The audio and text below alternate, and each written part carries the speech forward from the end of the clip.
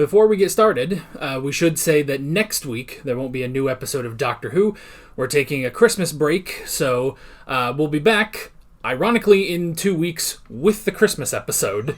But Christmas is just going into January, so we'll be back 2 weeks for Season 3, Episode 0, which is called The Runaway Bride.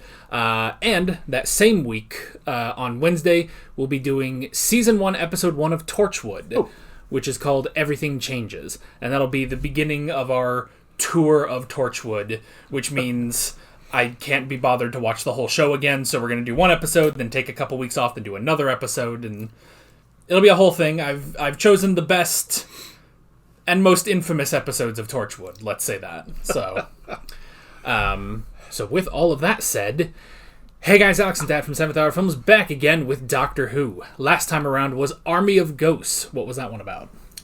Well, the Doctor and Rose land in London after this weird little prologue where Rose said it was weird to understand that she had died. I've been dead before, no big deal. But there's an introduction of the modern day Torchwood Institute. Earth has been having this appearance of ghosts, and they only appear for like 2 minutes at a time. Torchwood's been trying to actually help them. Anyway, it turns out that there's actually a rift between the universe where they saw the rise of the Cybermen, and now the Cybermen are coming across into our universe with the plan of taking over, and yet they find out at the end that they didn't create the rift, that they were simply following somebody else who did, and the very last shot was, an army of Daleks. Well, yeah. That is actually one of the best recaps you've ever done. Well, it was an interesting episode. Very interesting episode. Yeah. And that was our cliffhanger, was not only the Cybermen that have invaded the world, but the Daleks that arrived from the Void ship. So, and Mickey's back. And Mickey's back, yes. So yeah, that is pretty much where we left off. Anything else? Well, I just wanted to say I'm not wearing my normal attire here. This is what in America we call a rugby shirt. I don't know if this is what you'd call it in the UK. Don't know if these are the actual colors of any team.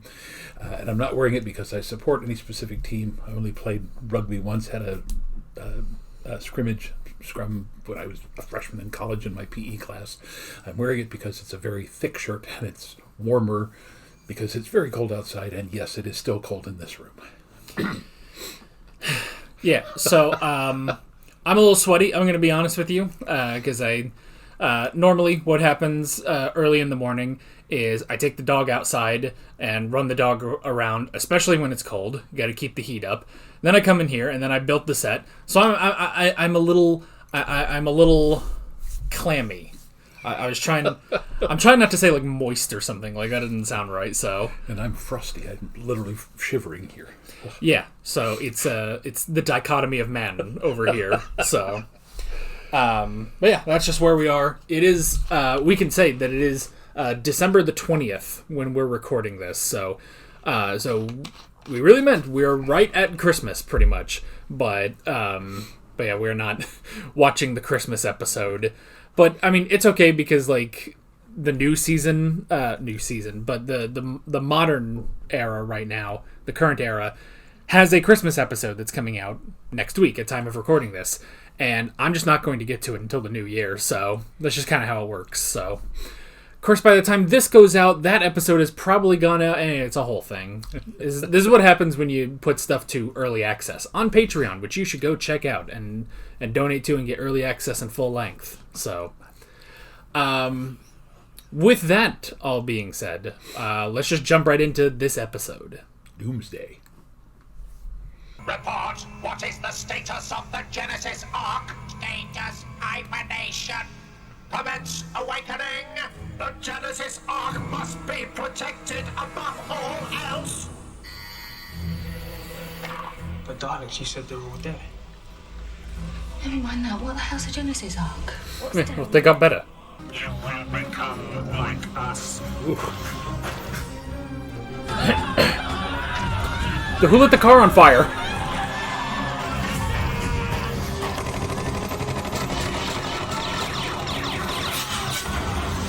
Well, I guess they did.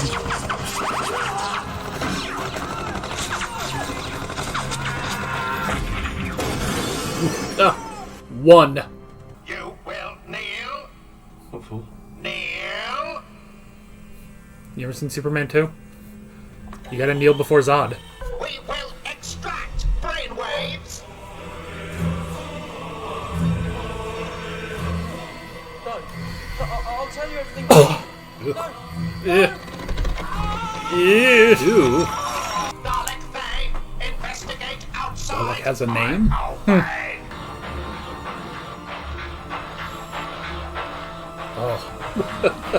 The great meeting of the minds. Identify yourself. Identify. It's like Stephen Hawking meets the speaking clock. Illogical, you will mortify. Daleks do not take orders. You have identified as Daleks. Good job. Our species are similar, though your design is inelegant. Daleks have no concept of elegance. This is obvious. Oh! Our technologies Burn. hostile elements will be deleted. Exterminate. You guys didn't buy shields. This is not war. This is pest control. Oh! 5 million. You are superior in only one respect. What is that? You are better at dying. Raise communications barrier. Man, it's like a rap battle. Wait. Next. This is your fault. You and your Torchwood. You killed us all. I did my duty for Queen and country. I did my duty. I did my duty. Oh God. I did my duty.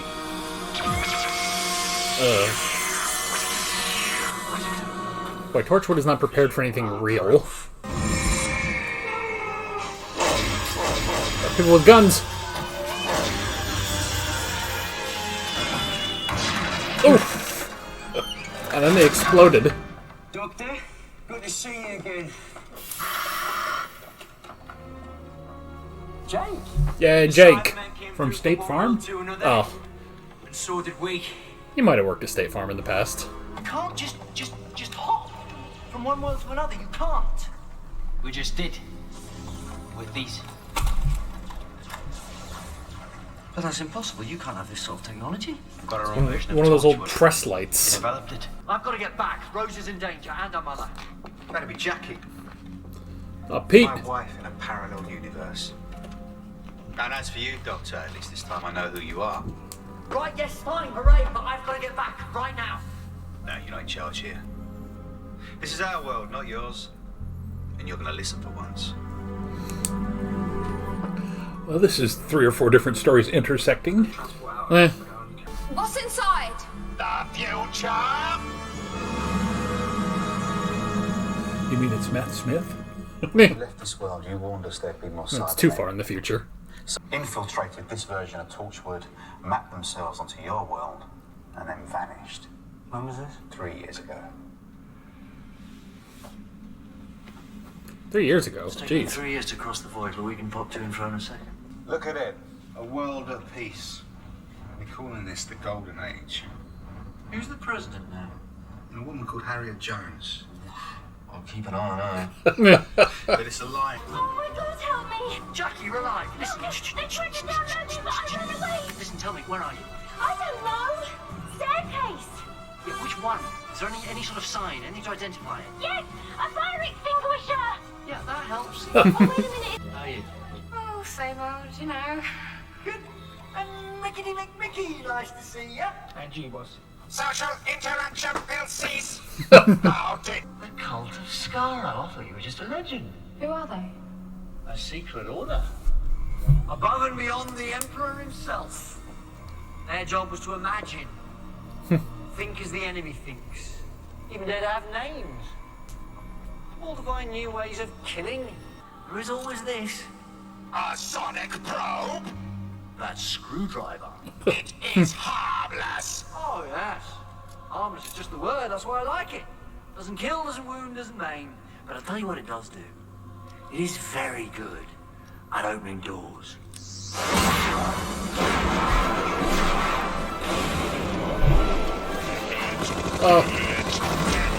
Team up.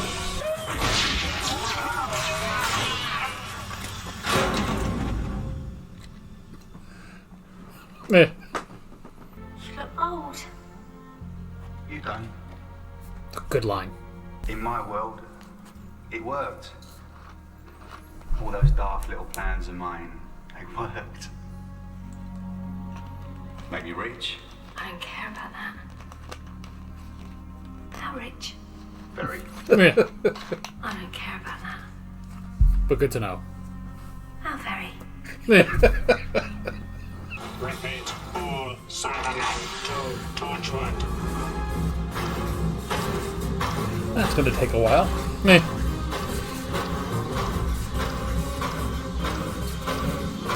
Cybermen can't run. Eh. I want them to, like, wave as they go by, like soldiers off to war. Oh, there's so many of them. Time will science. It's bigger on the inside. You see? Reboot in 3 minutes. What? Void stuff. Like, background radiation. That's it. Look at the others. The only one who hasn't been through the void, your mother. First time she's looked normal in her life. Why? The guy lived inside. Because now he's got me.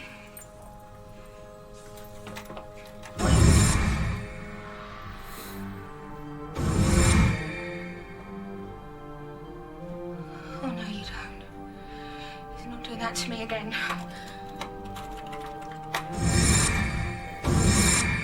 think this is the on switch. You didn't think that through. You will not pass. What is the meaning of this? You will not pass. Is that the Torchwood lady? Yeah. Did my duty for Queen and country. Did my duty for Queen and country. Did my duty for Queen and country. Levers operational. You retained her mind.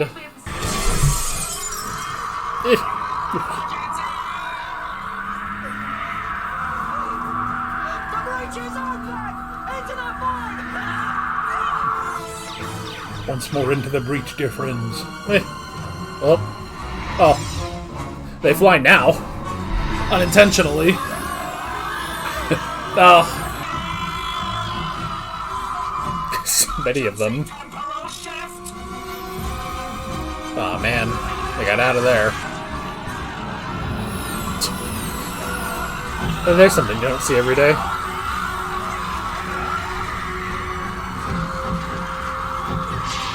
Seeing a lot of Daleks, but not a lot of Cybermen. Offline.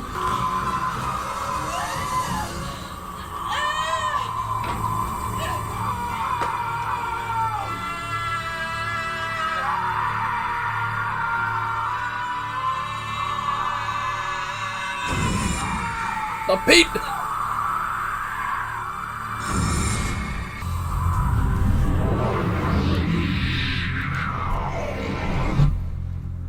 Oh, Systems closed. he's a hero.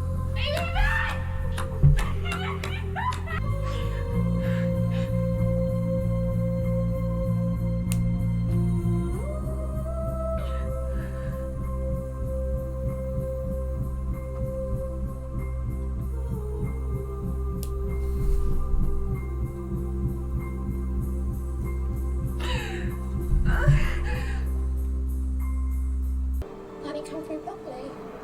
The whole thing would fracture. 2 universes would collapse. So, Yeah. Where are we? Where did the gap come out?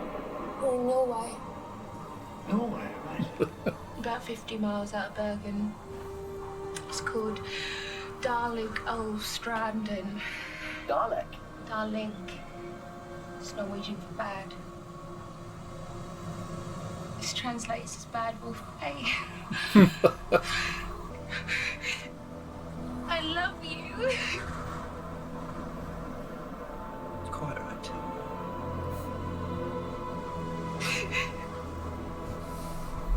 And I suppose. It's my last chance to say it.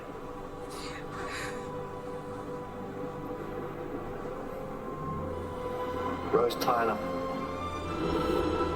Of course.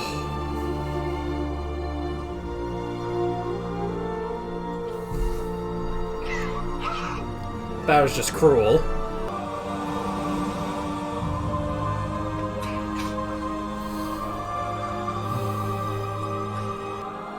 I'm suspecting they didn't go to Norway, so that's probably somewhere in Scotland. Oh, yeah. What? What? Who are you? Where am I? What? What the hell is this place?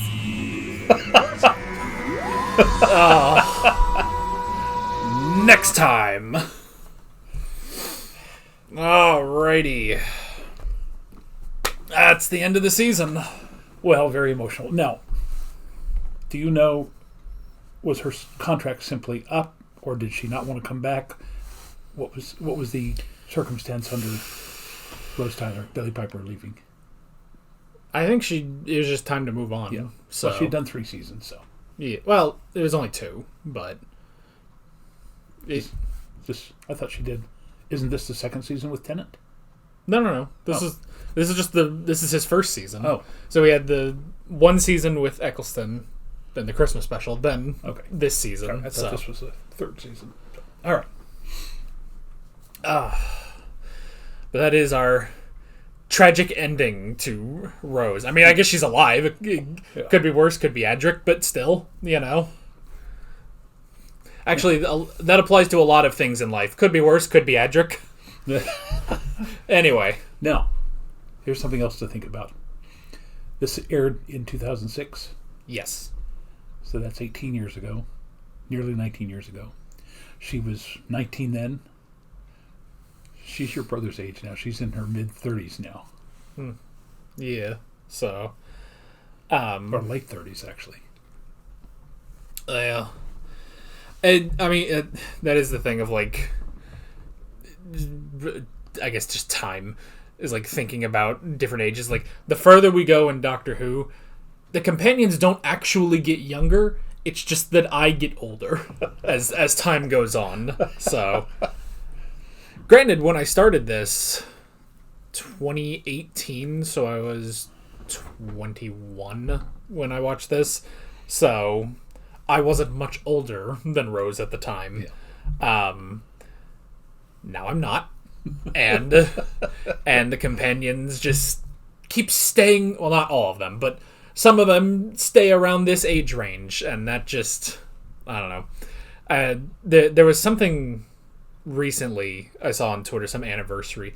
Oh, I think it was, and this is completely random, but the movie Olive the Other Reindeer, it was a Christmas cartoon they put on Cartoon Network. They said it's 25 years old this year.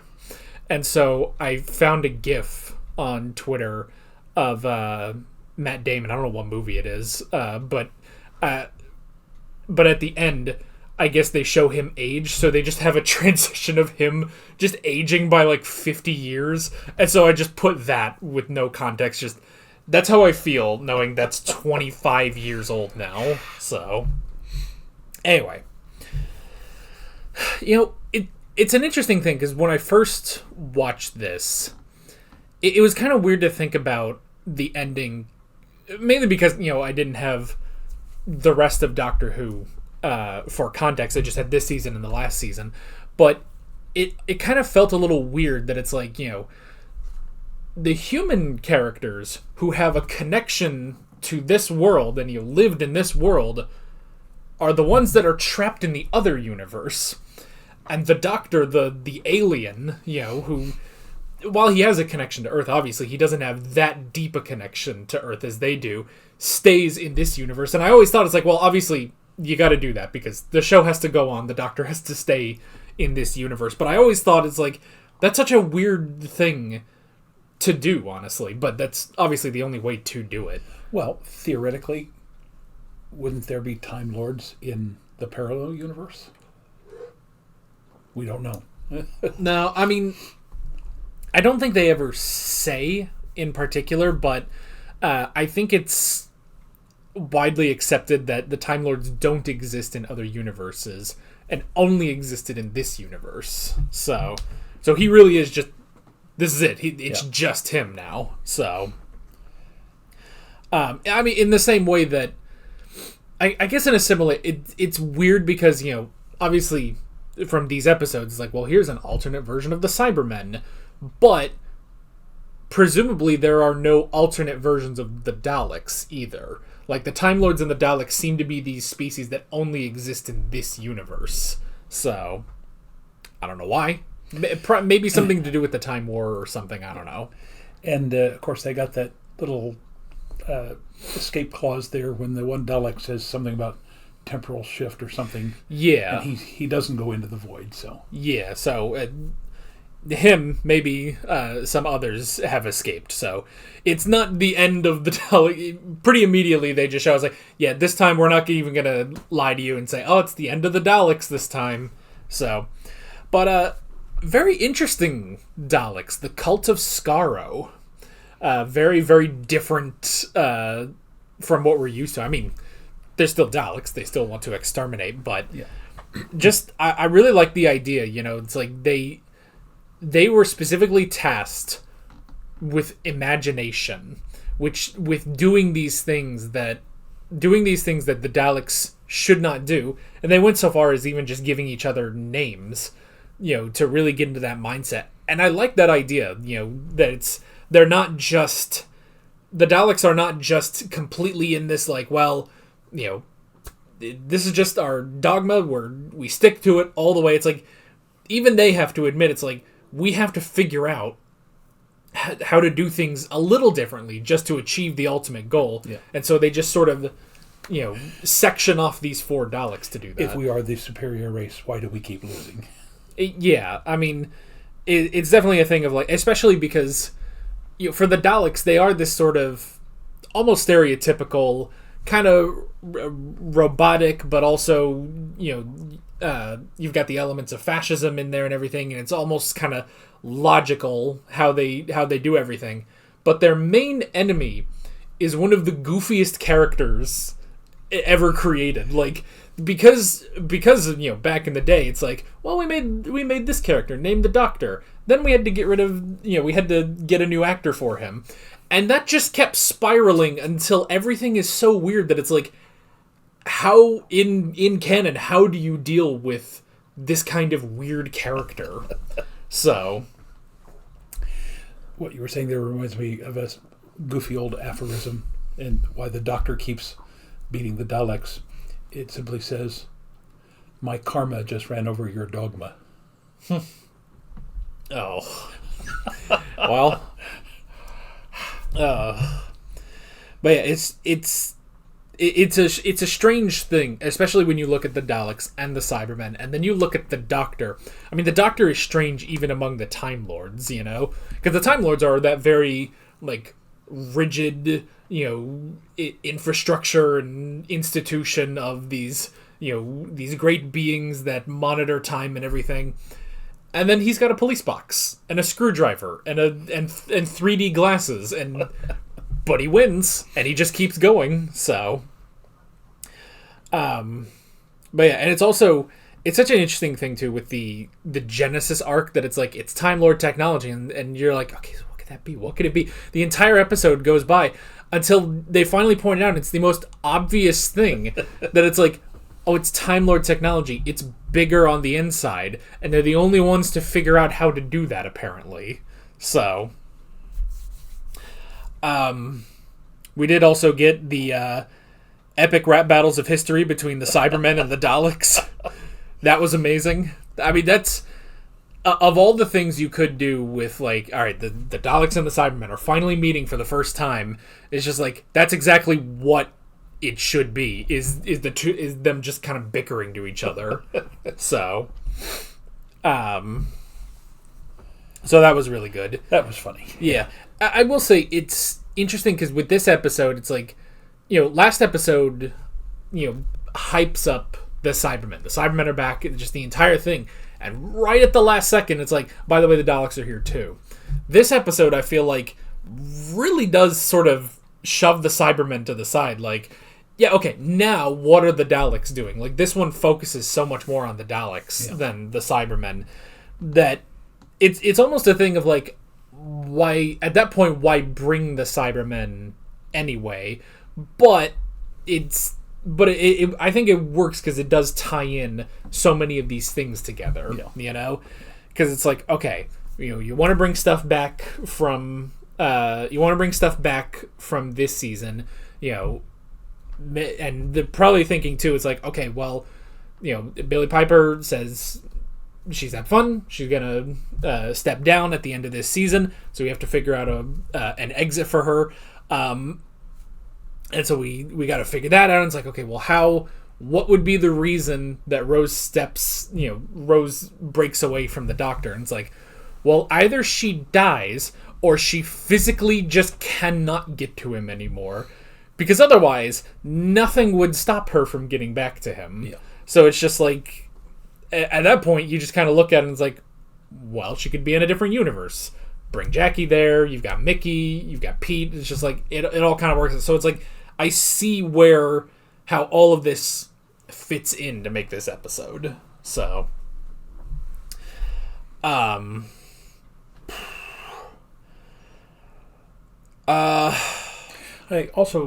it was a nice twist at the end there when the Cybermen were about to catch up to them, but the Torchwood lady, who still had some bit of her consciousness left, came out and fried the Cybermen on the stairwell there. Yeah. Well, and it's also interesting too, because it's like, clearly she still has her emotions, she still has her sense of self, but we saw in the Cybermen 2-parter that if the Cybermen get that back, it will completely destroy them. So she was incredibly mentally strong to keep that up enough to actually fight back with the cyber body that she had.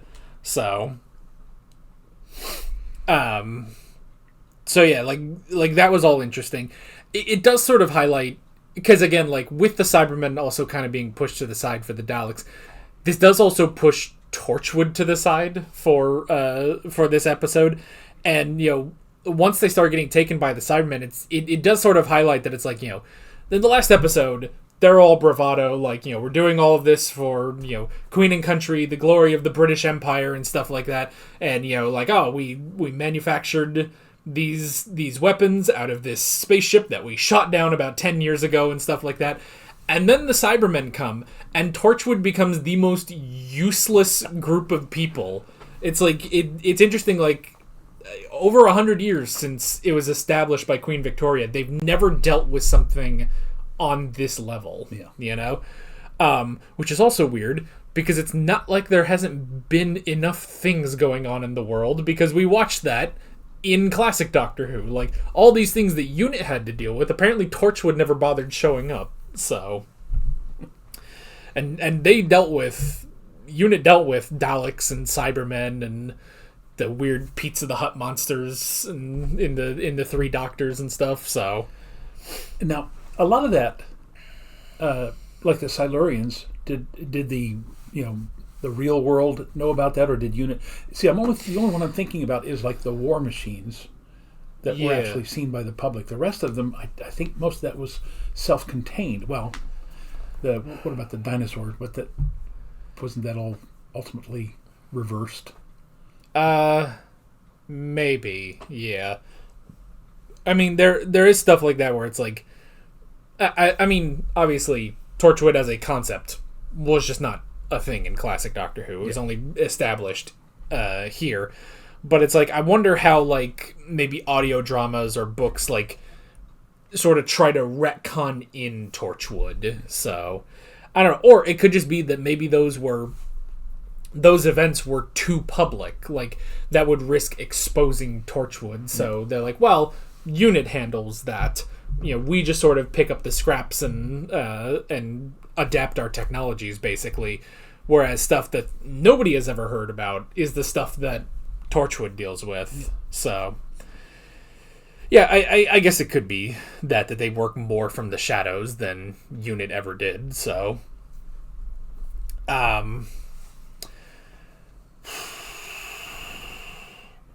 I don't know. I don't know if we got anything else for this episode.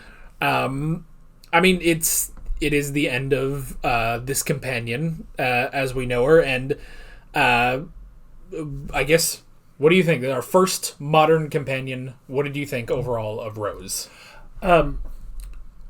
Easily, I think one of the favorites because she was not in the mold of Susan, who was just damsel in distress. Although she was put in distress many times, she was much more resourceful.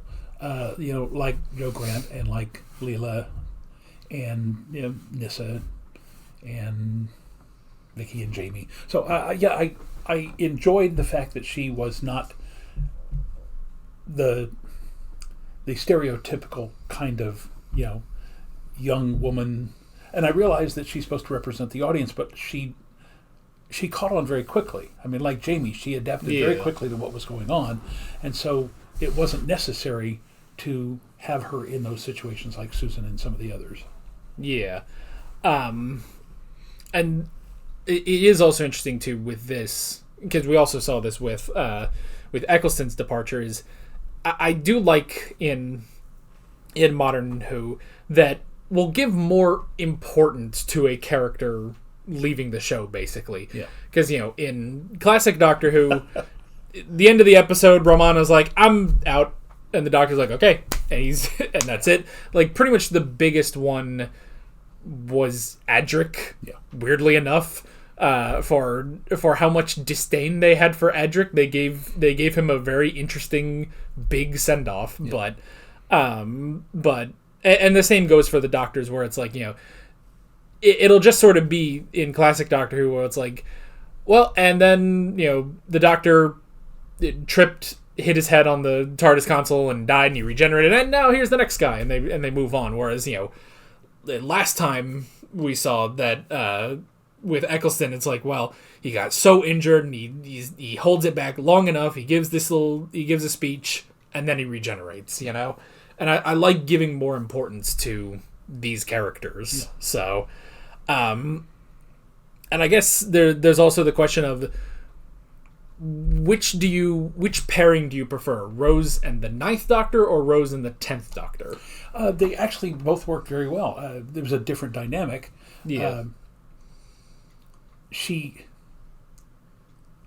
think she admired Eccleston. You never really got any kind of romantic. Well, I didn't get a romantic relationship between them, but that may simply be the difference. Then, although he might not have been that much older than her, he looked older, and she looked on him very fondly. But I didn't think there was any kind of romantic connection there. But then when he regenerated into Tennant, and of course he was much younger and good looking and all that, so I thought they both worked very well.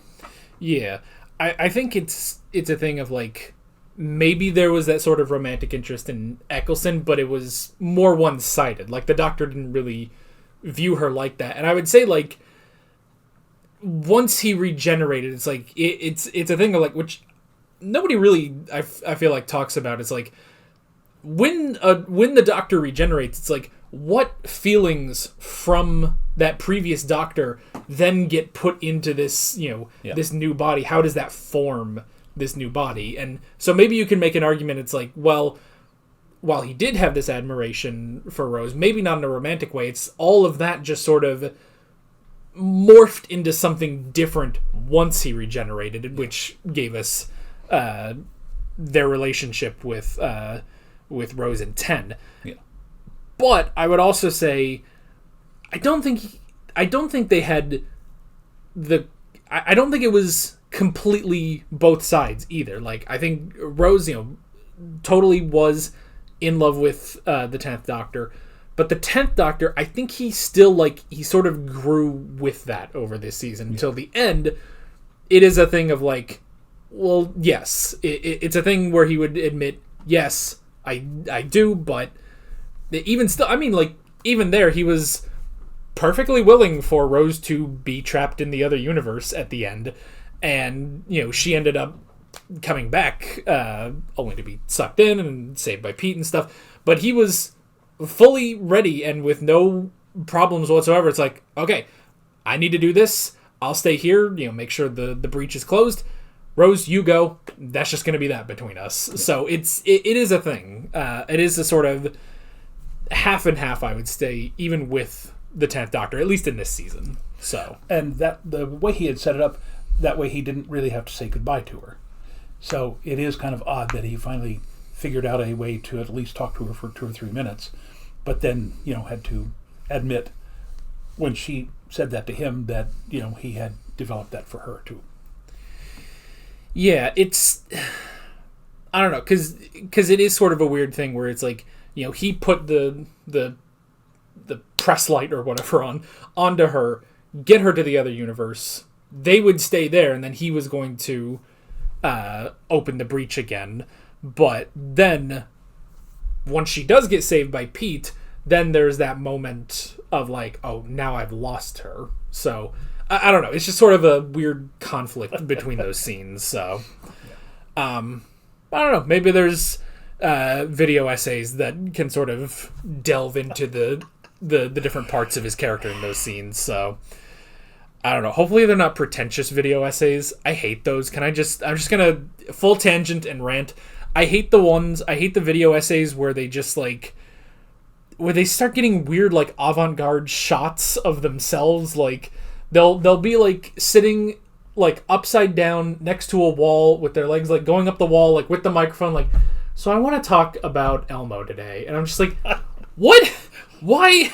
I don't think I've ever seen any of those. Oh, I've seen so many of those, and I'm so sick of them. Like, if you're doing a video essay, that's fine. Talk about Elmo all you want, but just like sit in front of your camera or just do the voiceover over footage of it. Like, why do you got to be weird with your shots? So, all right, that's that over. Next time we have our tease for the Christmas special. That is such a, like, just a bucket of cold water at the end there. You get all this emotion of leaving behind Rose, and there's suddenly this bride on the TARDIS just screaming, and it's just like, what is happening?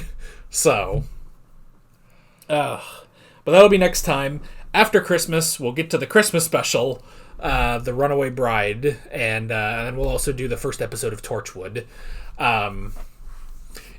Even though they've clearly just been eliminated from the show, but it'll all make sense. So, but that is basically it. With all of that being said, we're Alex and Dad from 7th Hour Films, and we will see you guys next time. Take care.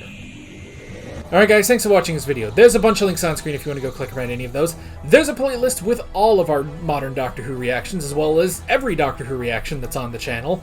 There's also a subscribe button and a Patreon button on screen, as well as other links in the description if you want to go check out any of those. See you guys later.